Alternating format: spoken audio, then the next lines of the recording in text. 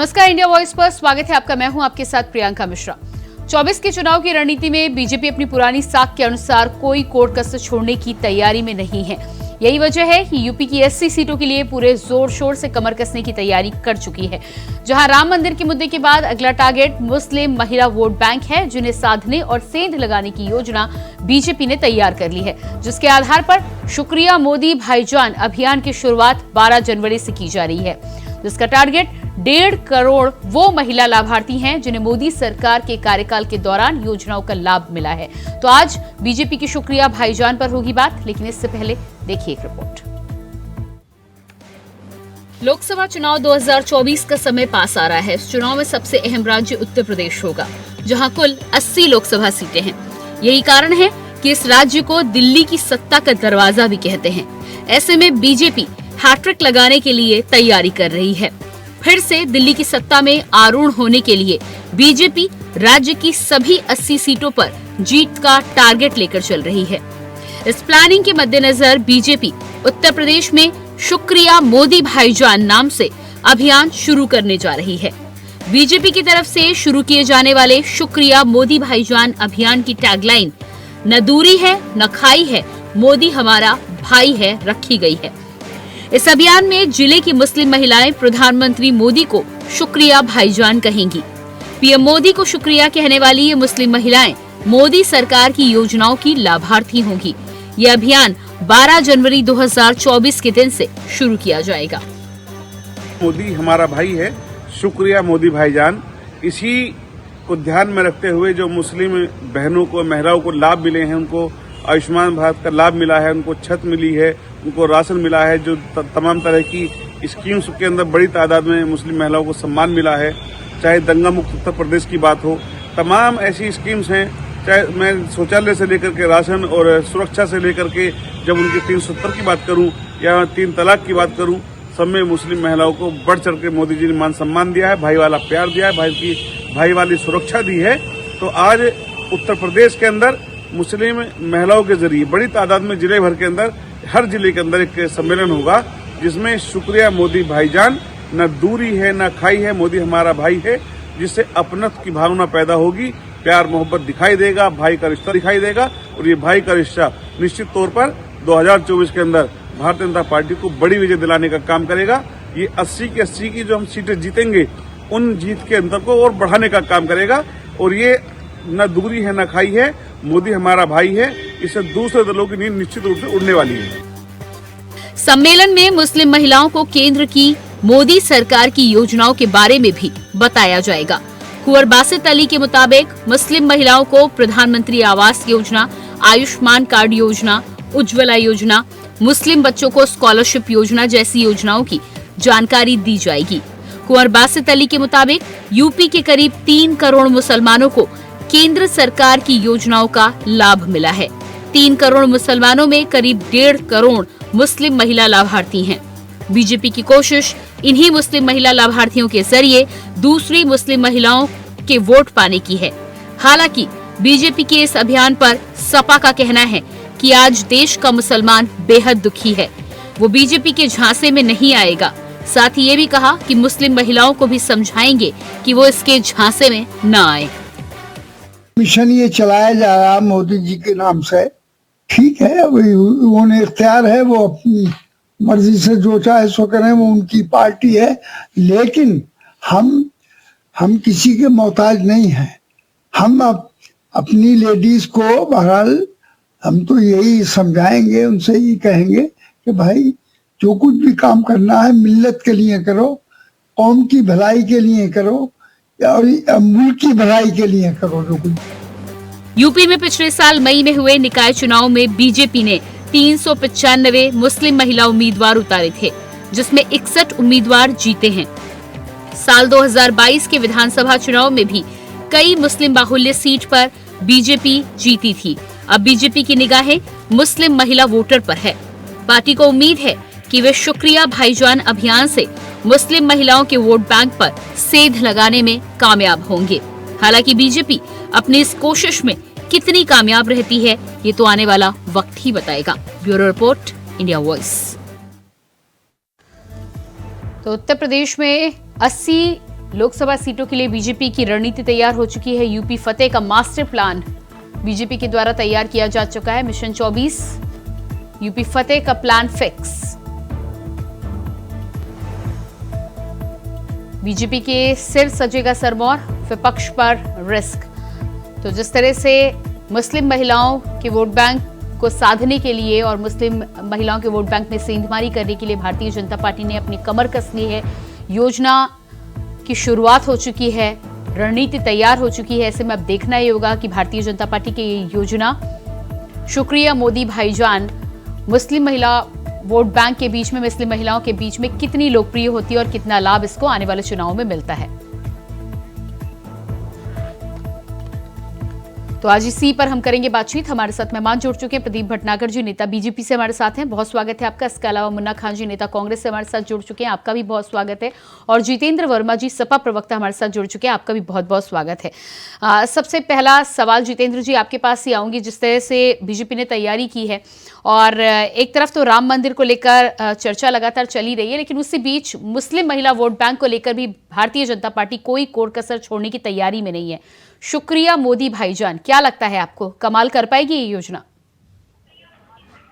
काहे का शुक्रिया मोदी भाईजान, काहे का राम राम।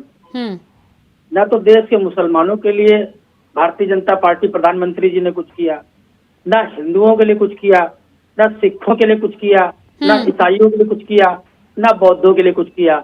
अब मुसलमान, हिंदू, सिख, ईसाई, बौद्ध शुक्रिया भाईजान की जगह लोकसभा चुनाव में एकजुट होके बाय बाय मोदी भाईजान करने वाले, बाय बाय। इनकी देश की सत्ता से विदाई होने वाली है।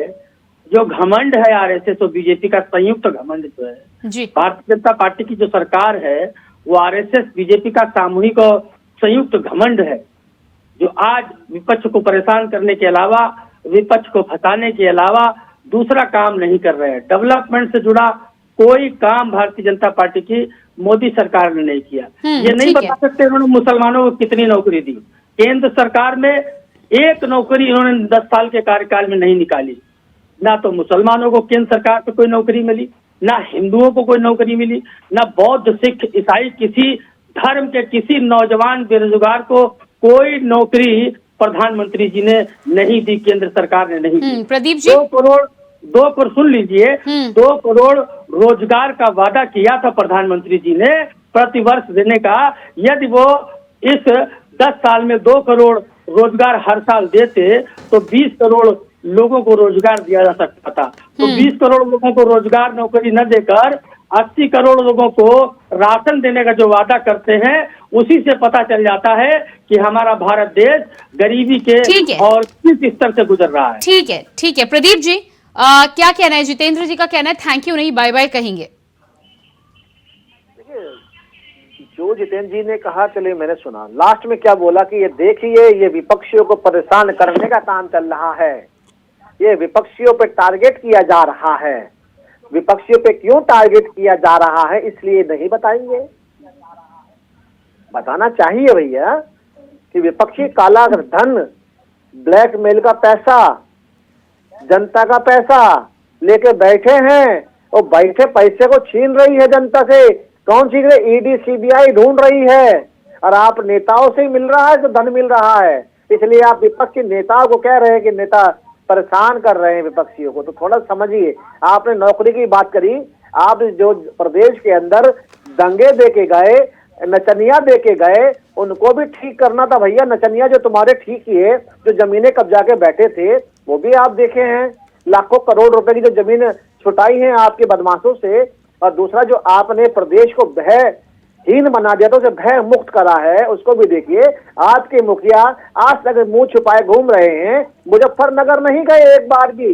सफाई तो जाएंगे, वहां नाचेंगे भी और नचवाएंगे भी, चार्टेड पेनों से भी वीआईपी बुलाएंगे, फिल्म स्टारों को बुला के सफाई का शोभा बढ़ाएंगे, वहां पे बहुत बढ़िया क्या ना जू बनाएंगे, मगर लखनऊ की राजधानी के लिए कुछ नहीं करेंगे।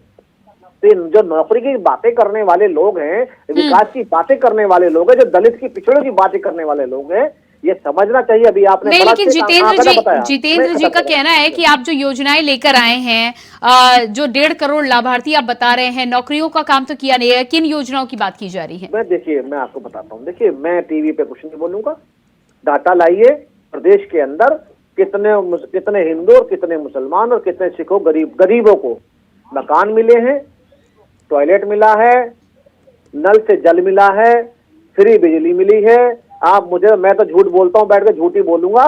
तो आप डाटा निकालिए और देखिए, क्योंकि विपक्षी है, इनको तो जितना भी अच्छा बताऊंगा ये अच्छे को समझेंगे नहीं। तो मैं तो चाहता हूँ कि आप डाटा निकाले, देखिए। दूसरी चीज आइए, नौकरी की बात। उत्तर प्रदेश एक ऐसा प्रदेश है, जितने भी कांग्रेस शासित अन्य शासित पार्टियों के जो मुख्यमंत्री जिन्होंने प्रदेश के मजदूर भाइयों को निकाल दिया था, उनका पोर्टल बना के करीब 4 लाख लोगों को तो नौकरी दिलवाई उनके योग्यता अनुसार। और उनमें से जो बच्चे पढ़े लिखे थे, करीब 46,000 को नौकरी दी। अगर प्रदेश की बात करें, 5 लाख लोगों को उत्तर प्रदेश में नौकरी दी हुई है। ठीक है, मैं आपके पास थोड़ा सा मैं खत्म करूँ प्लीज।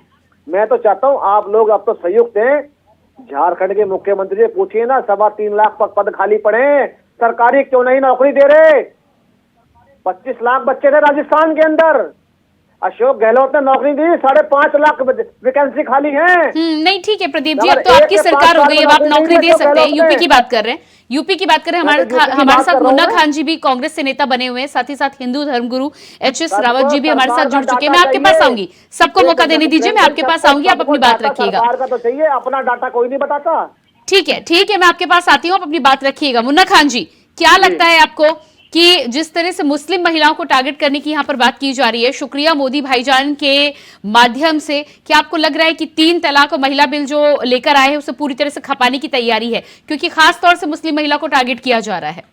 नहीं, बिल्कुल मुस्लिम महिला को टारगेट किया जा रहा है, तो मुस्लिम महिलाएं समझती है। एक बात। दूसरी बात, यही सरकार बिल्किस बानो के 17 अपराधी को छोड़ने का काम करती है। यही सरकार उड़ीसा में नूरजहां के 4 रेपिस्ट को छोड़ने का काम करती है।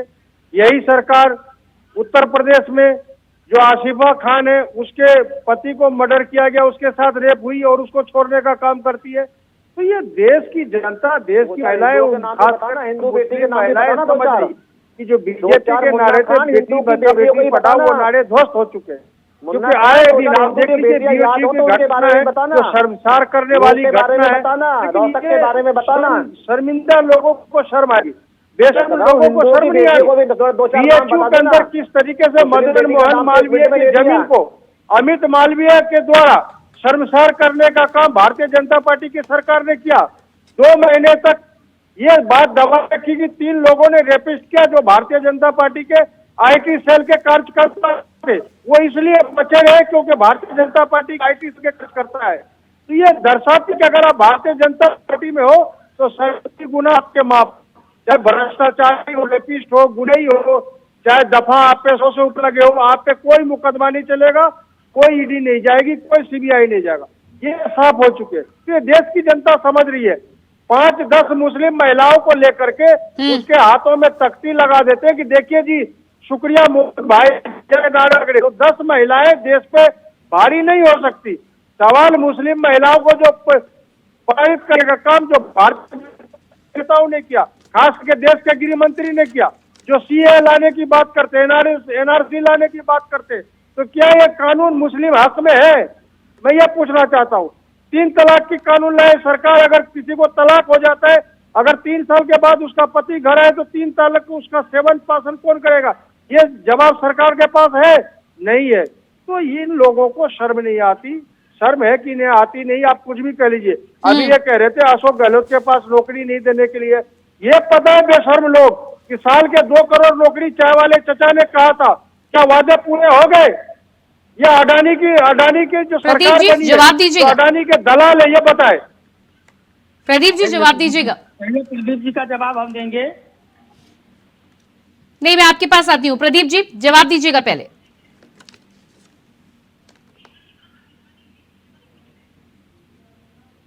प्रदीप जी आपकी आवाज।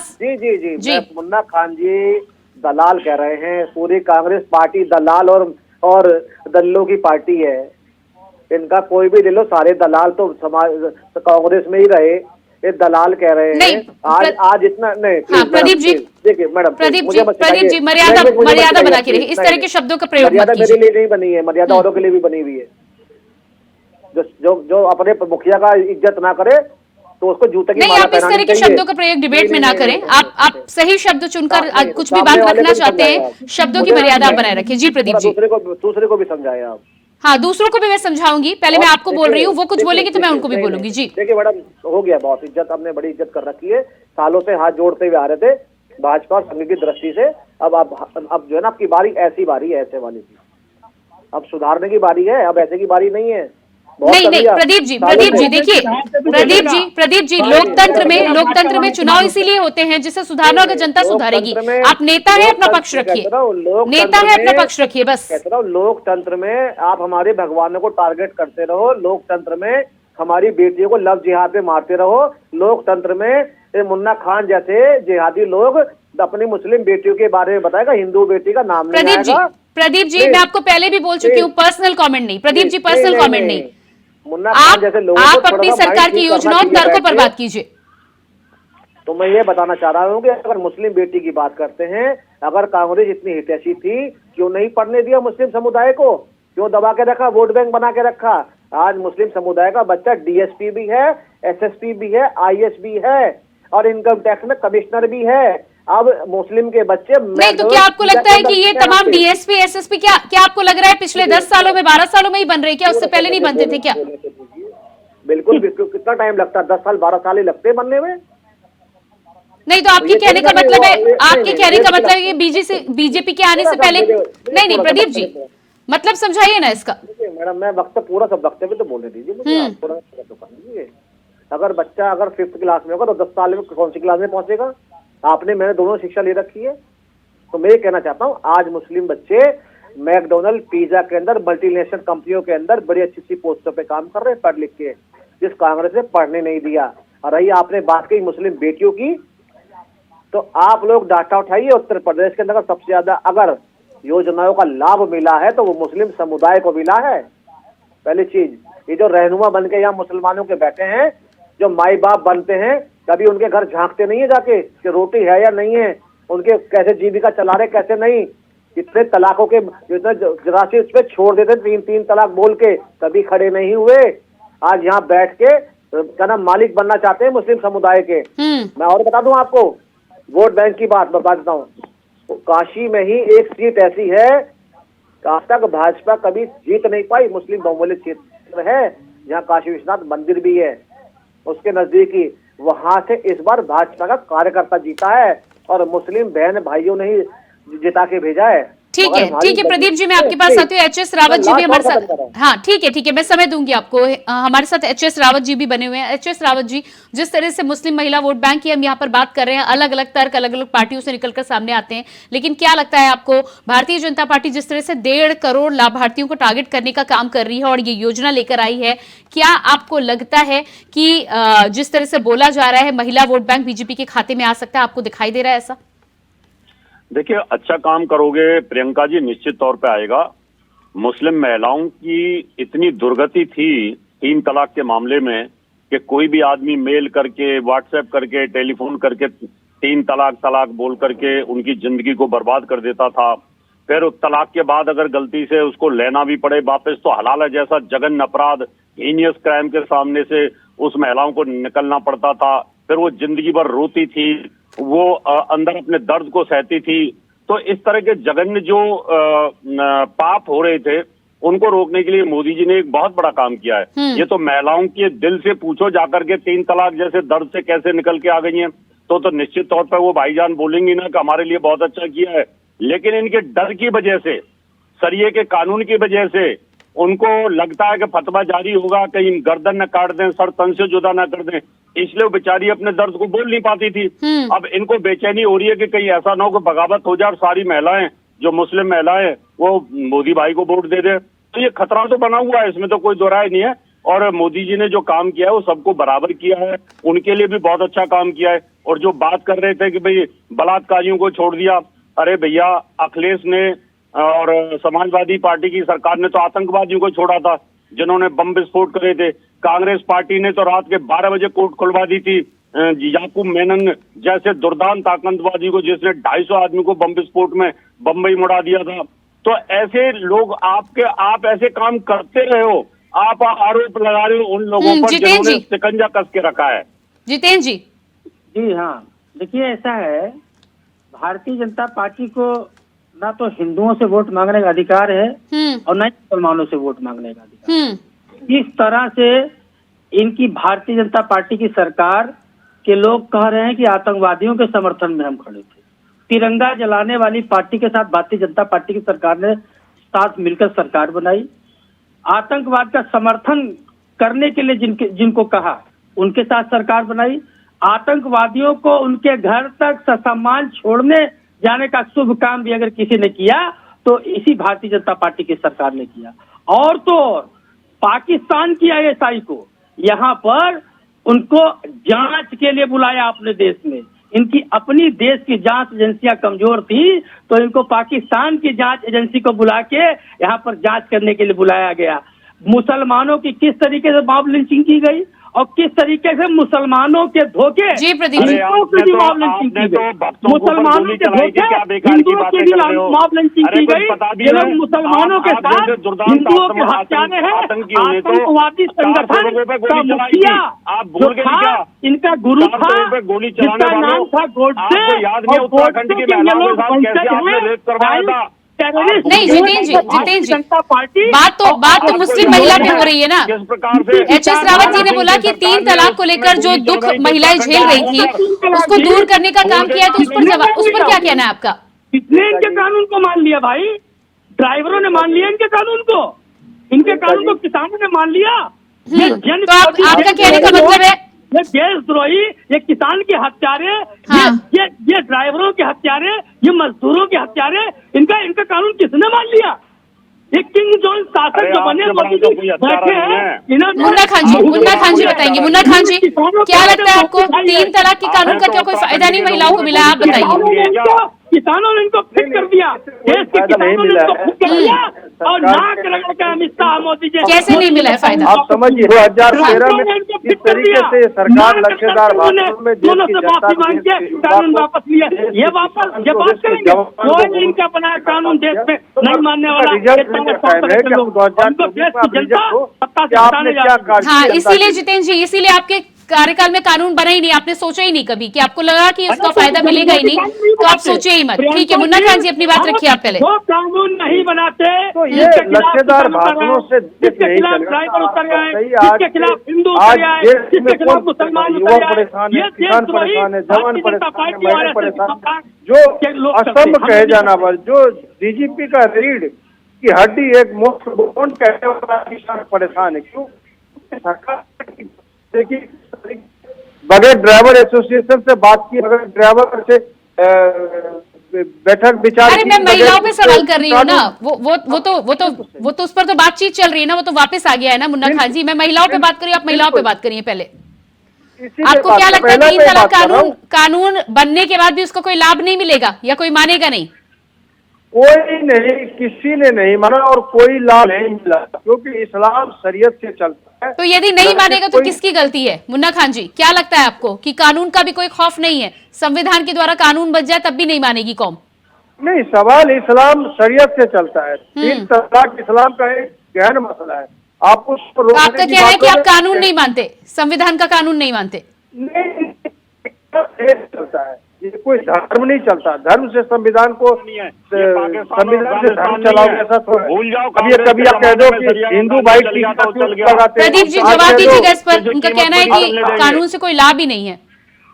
आज ये कह रहे कि आप काले कपड़े मुसलमानों ने ऐसा नहीं है। सरिया में रहना आप कानून लाओ हितों के लिए, जिस तरीके से आप छोड़ते हो, जिस तरीके से कोई सरकार स्तर पे बच जाता है।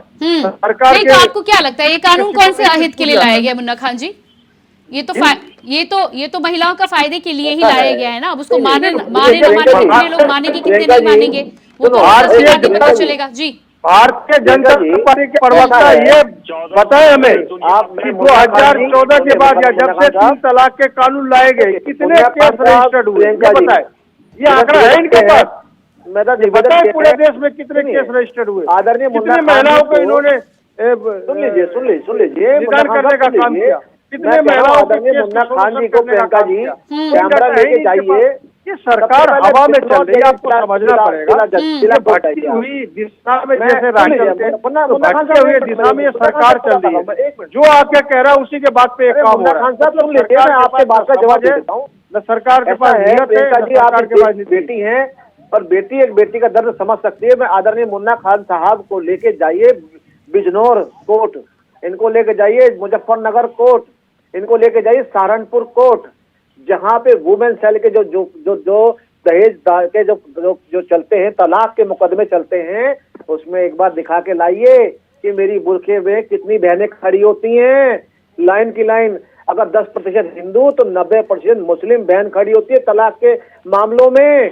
शायद हो सकता है मुन्ना खान जी को ज्ञान और नॉलेज मिल जाए, पता तो सब कुछ है मुन्ना खान जी को, मगर मजबूरी है, बेचारे कांग्रेस की लाइन में बोलेंगे कैसे?